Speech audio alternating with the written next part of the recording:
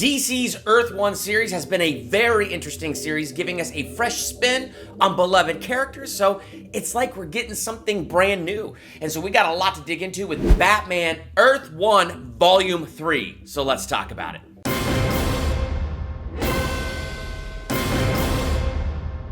Welcome to Durbania. I'm Durbin, and this is my spoiler talk review for Batman Earth 1 Volume 3. If you follow me for some time, you know I'm a huge fan of the Earth 1 comic book series. I like the fresh spin it gives on familiar characters, so it's like we're getting a brand new story. My favorite so far is Green Lantern, those 2 volumes we got of that, and the 3 volumes of Superman. But this third volume of Batman, I thought overall it was pretty darn good and had an intriguing story. We had a surprise villain that has a very interesting twist. We have Two-Face and an interesting spin on the character of Two-Face, and Killer Croc, who I continue to like. So there's a lot of interesting things that we're gonna dive into with Superman. No. Wow. Batman. So get your bat gear on and let's dive deep into Batman Earth 1 Volume 3. I'm vengeance. Overall, I thought the story in this was pretty good because right from the beginning, okay, so we have the Batmobile for the first time brought into the Earth 1 series, and Batman is chasing down this criminal with a flamethrower. And this is the beginning of something strange that is happening in Gotham City. How are criminals getting military-grade weapons? But they're beginning to pour in. And what we really end up finding out is that we have Harvey Dent, Two-Face, yeah, the dude who, died at the end of Volume 2. So you have Harvey Dent, Two-Face, who is calling up these criminals that he cut deals with when he was a DA, and there's this time coming when this huge shipment of weapons is coming in, and it's coming in for all the criminals. It's coming in for all the crime families. It's coming in for all of them for free. Well, one string attached. When Two-Face lights his signal, then they all need to unite and put aside their differences and destroy Gotham City and make war on Gotham City. So it's interesting because in a lot of ways, the story and the plot is about a war being waged on the dark spirit of Gotham City.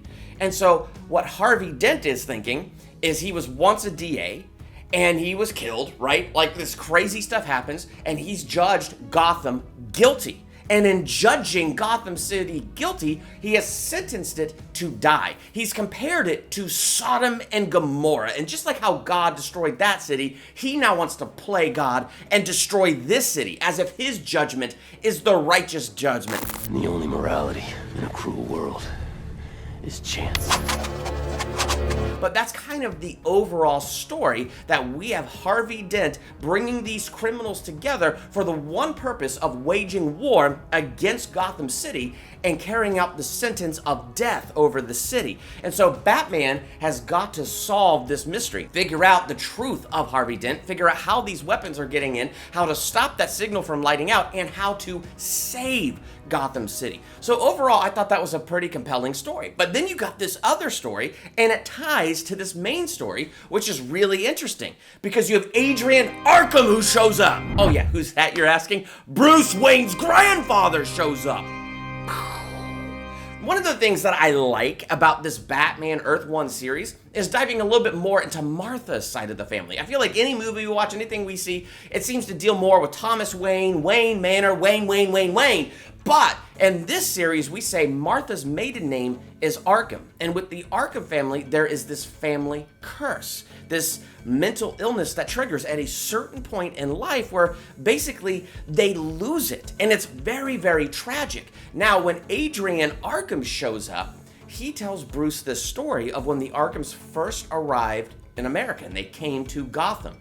And the Waynes hired the Arkhams to build Gotham City. So while the Arkhams were like digging, they were underground, they hit this bat cave, and these bats flew around all over the place and bit the Arkhams. And what they took this as is a curse, that the spirits of those who once lived in that land were inhabiting these bats, and so these bats bit the Arkhams, placing a curse on the Arkham family, a bat curse, if you will, which actually does come back to play in a pretty interesting way towards the end, with Bruce Wayne, who's half Arkham, now dressed up as Batman. So it definitely comes back full circle, and I thought it was incredibly interesting how we brought that back full circle. But as we dive deeper into this Arkham story, we learn Martha and Bruce have something in common. They both watched their parents die. I mean, when the Arkham curse was triggered with Martha's mother, she shot and killed her husband, or so we thought to this moment, and then threw herself from the roof of Arkham Manor.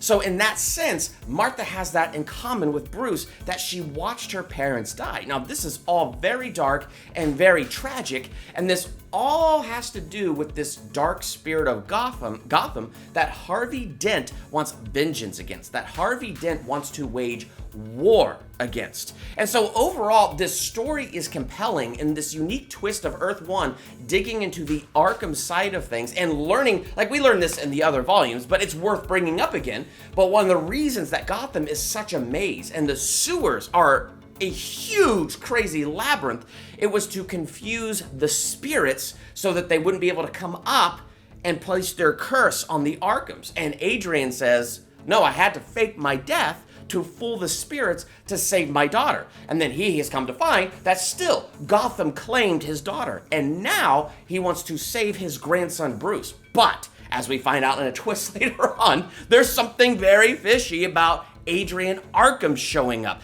Again, this is all part of the interesting thing that Earth 1 does and how they lead us into this story. One of the things I like is Killer Croc. I think Killer Croc is a fascinating character in this volume because in Volume 2 we meet him and he becomes an ally of Bruce Wayne. Now, one of the interesting things about Bruce in Volume 3 is he doesn't want to be a loner. He doesn't want to take this on alone. Jessica Dent, twin sister to Harvey Dent, we saw in the last couple volumes, Jessica's been inspiring Bruce Wayne, that as Bruce Wayne the man, he could be the same symbol that his parents were to the city and help the city and give them something to believe in, especially just with how corrupt all of the officials are. Gotham needs somebody to believe in. And at first, Bruce just wanted to do it through Batman, but now he wants to do it as Bruce Wayne and he wants to do it as Batman. But part of what he wants to do as Batman is bring together people like him, the hurt, the broken, the outcast, and give them leadership and mentorship, those that want to fight for Gotham, to save Gotham, and he wants to give them a path. So the interesting thing about Killer Croc is he's the first one on that path. So unless they do more volumes and we get a villainous side of Killer Croc, right now he's part of the Bat family. In fact, other than Alfred, he's the first member of the Bat family. And what I like about him is, because he lurks in the sewers and he knows that labyrinth well because of how long he's lived in the sewers, here he'll be in an alleyway and he'll hear the rumors about the weapons coming in or hear what's going on the streets. So in this way, Killer Croc has his thumb on the pulse of the city and he's able to give this intel to Bruce. And so that's really interesting. Or when Bruce needs to interrogate somebody, there's this scene in Volume 3 where Killer Croc shows up and he roars at this guy. I mean, he's a scary looking dude, right? And this guy's like, don't eat me, all right. And he tells Batman everything he needs to know. So it's very interesting because, Batman, he doesn't want to use guns. He's not going to kill. He's not going to resort to torture, but he needs to get the information. So it's very cool to see these different ways that he does that. And I like Killer Croc in this light. I like seeing him as an ally of Batman, as part of the Bat family,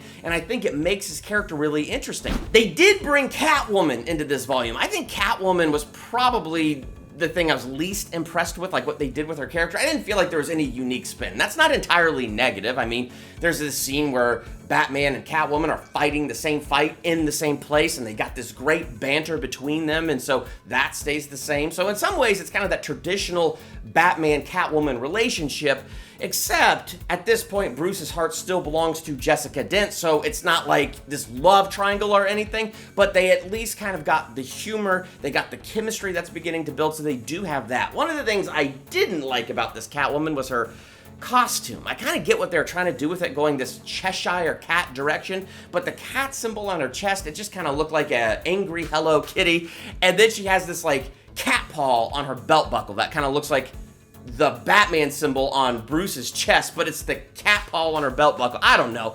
And plus, I know it's Catwoman and she's supposed to be super attractive and all this stuff, but I guess the way they decided to convey it was to give her this really scantily clad uniform, and I'm going, man, even with The Dark Knight Rises, she was more tactical, she was still pretty, and she was tactical. So it's like, I don't know. So I wasn't a fan of the costume choice, but overall she was still a good character to bring in. And at the end of the graphic novel, like when you get into like the final panels, you do see her in the Batcave as if she's a member of the Bat family. So it is kind of interesting how they bring her in, they build that relationship. Bruce Wayne pays her because, you know, she has her finger on the pulse of Gotham as well and seems to have some intel that Bruce needs. And so he pulls out of his utility belt a huge chunk of cash and gives it to her and offers her more, not just for intel, but for her help in the war that is to come with all these weapons coming in. So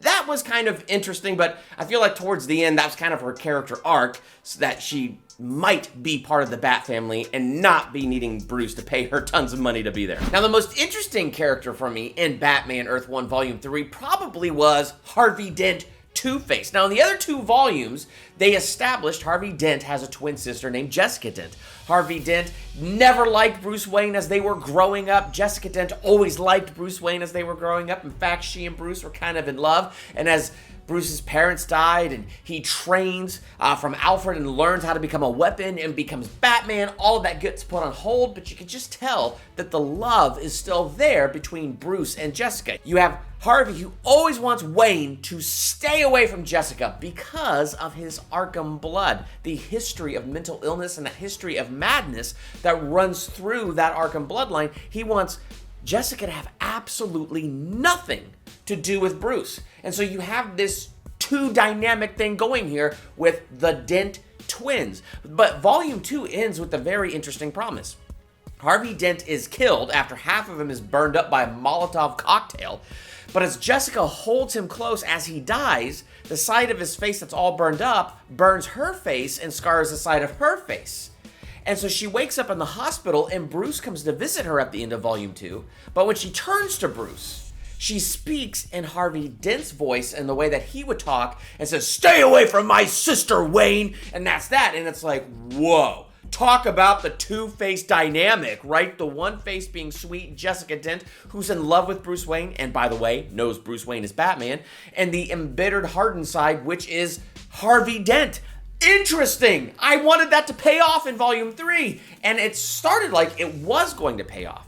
But as we're learning that Harvey Dent is bringing the weapons into Gotham, and as Harvey Dent contacts these criminals, talks to them in that Harvey voice, so they all mistake him for a male, they all mistake him for Harvey, but as he's talking to them, he mentions things that only they would know, because he's the DA who cut the criminals a deal, and he mentions details that only he and those criminals would know.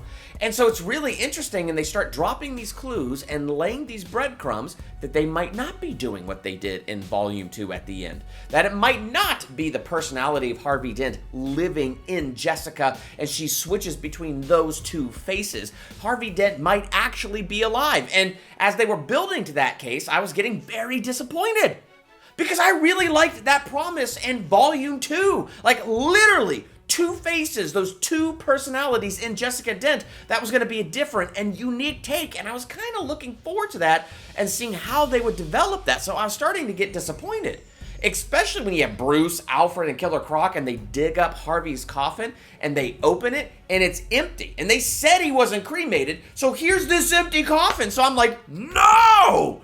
And then there's this scene, and I should have caught on to kind of what they were doing, because you have Jessica, and she's sitting in a car with Harvey, and Harvey's all shrouded in dark. But when it shows the one part of his face that's all messed up, I mean, it's like exceptionally messed up. Like, it's rotted, and I should have gone, oh, I get what they did there, because that was just Harvey's whole dead body. The whole thing was them throwing us off, and it really was the personality of Harvey Dent living in Jessica. And so once we got that surprise, I loved it, and I was like, that's pretty smart writing, because it took me for a ride. And even though for a little bit there, it's taking me to that place of disappointment, as soon as they did that little twist, I went, oh, good.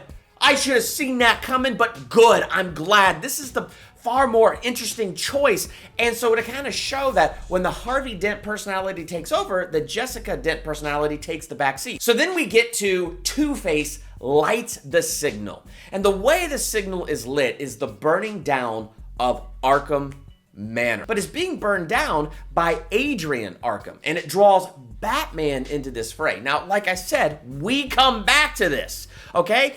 The Arkhams believe it was the spirits of the people that lived in this area that were in the bats, and the bats bit the people, so it's like this bat curse. And here's Bruce Wayne, who is an Arkham, and he's dressed as a bat! So this is like the personification of this curse. And so you have Adrian Arkham who's saying that the curse has consumed you. Allow me to free you. But the suspicious thing is not only did Two-Face bring in, the weapons for these criminals, he brought in Adrian Arkham. Now, why would he do that? Why would he bring in Adrian Arkham to bring Batman into this fray the way Batman is brought into this?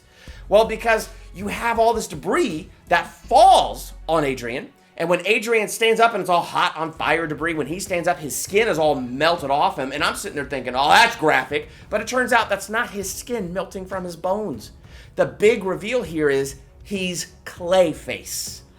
Yeah, and I'm thinking Batman the Animated Series where Clayface is that actor, and so he's got all of this knowledge and history, so he's learned all that stuff, he's playing his part well. Now, technically, he's not an actor here, but it's very, very interesting, this twist on Clayface and how we've been introduced to Clayface, because everybody's wondering, like, wait a minute, hold on, Martha saw her mom shoot her dad.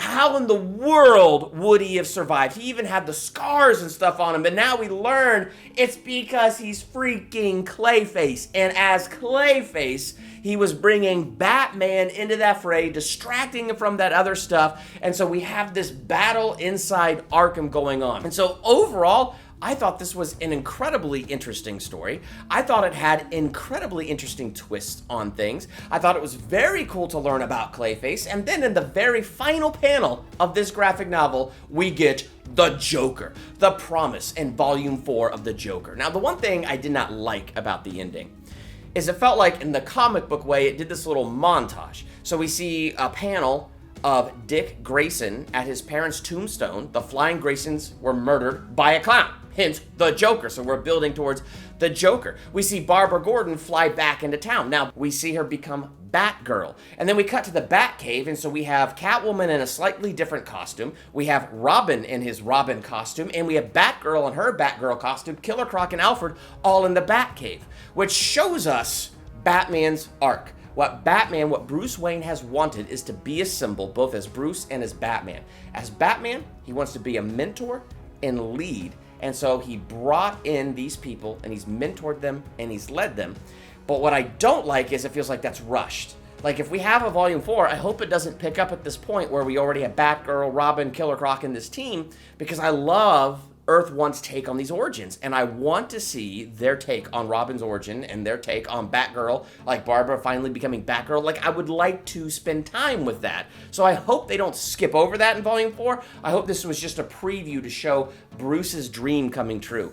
We see Bruce become a symbol of hope to Gotham because he rebuilds Arkham as Arkham Asylum. And it's like this Tony Stark, futuristic, modern-looking place. And one of the things that I love about this Bruce Wayne, this is probably one of the lightest Bruce Waynes I've read, instead of like dark brooding all the time, because he made a promise to Jessica. Here she is struggling with her issues, and he's taking the example of his father, Thomas Wayne. Thomas Wayne, when Martha would struggle and Martha would go through her mental issues, Thomas never left or forsook Martha. He stood by her, the good and the bad, and never left her. So Bruce made that problem to Jessica. I'm gonna visit you every Sunday, and I'm never gonna give up on you. Even though the Jessica personality's in the back seat, Harvey's taking the front seat and yells at Bruce. They show us in this panel Bruce showing up. So I think it's very cool to see this amazing Arkham Center, that's Arkham Asylum, that he's created to truly help those that are struggling, and how he's not leaving or abandoning Jessica. Human anger does not produce the righteousness God desires. And, dear friends, never take revenge. Leave that to the righteous anger of God. For the scriptures say, I will take revenge and I will pay them back, says the Lord. So man's anger, humankind's anger, does not produce God's righteousness. We see that in this. Maybe Harvey, the Harvey personality, thinks he's being righteous and that he should stand in the place of God and judge this city. But through the chaos that he's causing, he's creating more hate and he's creating more pain. And look at Bruce. So here is Harvey, who wants vengeance on Gotham and to destroy it. But Bruce is looking to save Gotham. He's looking to redeem it. And he wants to put together a team to do so. And so rather than fighting darkness with darkness, he's being salt and light. And he wants more salt and light in the city of Gotham, both as Bruce to be a hope and as Batman to be a hope. So Jesus came into this world not to judge it, but to save it. And you see Bruce Wayne coming into Gotham to save it. And Jesus gave us this great commission. He told us to go into all the world and make disciples of all nations. And Bruce Wayne is bringing together the Bat family and the final panels, giving them mentorship, leadership, making disciples with the purpose to save Gotham, showing us that great example that we are to be like Jesus in this world and show him to this world, because only he can truly save us. So when I read Batman Earth 1 Volume 3, that's what I see in this. And I found it to be a very interesting and compelling story. I think overall, I'm going to give this a solid B+. I think some of the Catwoman stuff and me kind of wondering, did you really jump into the future there at the end is kind of what keeps it from that A range. But if we get into a Volume 4 and we get to see, Robin's story, we get to see Batgirl's story, like if we get to spend time with that, well then I'll probably work retroactively and bump this grade up. But I'm really hoping we didn't just skip over something that I'd be really interested to see. But what did you think of Batman Earth 1 Volume 3? Let's talk about that in the comments. Are you excited for maybe a Volume 4 with the Joker? Let's talk. While you're there, hit that subscribe button to become a Durbanian and hit that bell by the subscribe button so you're notified for my next movie review, ranking video, theological analysis, or anything else I do here. I'm Durbin. Thanks for checking out Durbania.